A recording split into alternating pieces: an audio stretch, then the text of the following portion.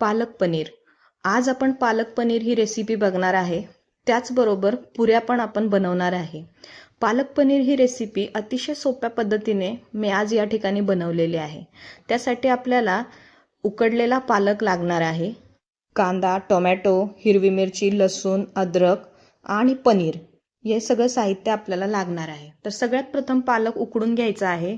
त्यानंतर आपल्याला त्याची पेस्ट करून घ्यायची आहे.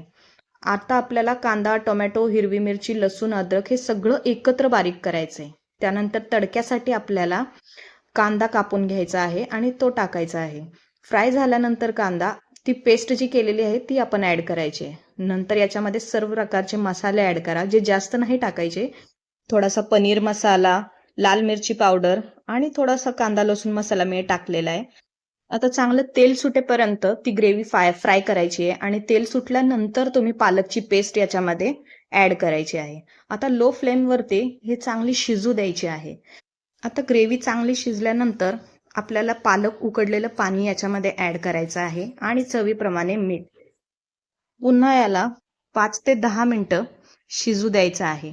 अशा पद्धतीने थोडीशी तरी यायला लागली किंवा वरून तेल यायला लागलं की आपण याच्यामध्ये पनीर ॲड करायचं आहे.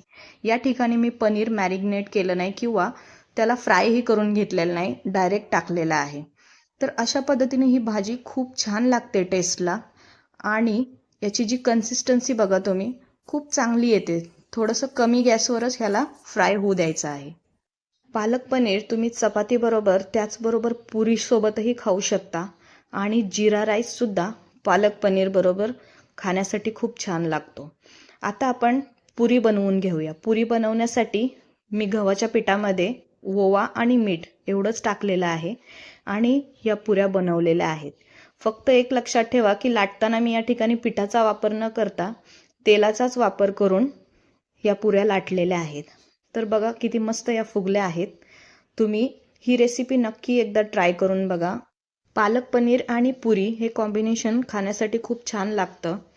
त्याचबरोबर जिरा राईससोबतही पालक पनीर खायला खूप टेस्टी लागतं. तर तुम्ही एकदा नक्की ट्राय करून बघा. अशा पद्धतीने नक्की बनवा. मी या ठिकाणी जास्त मसाले वापरलेले नाहीत, कारण जास्त मसाले हेल्थसाठीही चांगले नसतात, स्पायसी असतात. त्यामुळे मी जास्त वापरलेले नाही. तर तुम्ही एकदा या पद्धतीने पालक पनीर बनवून बघा. नक्कीच तुम्हाला आवडेल आणि मला नक्की सांगा की कशी झाली आहे पालकची भाजी कमेंटमध्ये. पालकमध्ये खूप जास्त प्रोटीन, फायबर्स असतात. तर तुम्ही ते शरीरासाठी किंवा तुमच्या डायजेशन सिस्टीमसाठी खूप चांगलं असतं. त्यामुळे ही रेसिपी एकदा नक्की ट्राय करा व चॅनलवर नवीन असेल तर नक्की सबस्क्राईब करा, लाईक करा आणि शेअर करा. धन्यवाद.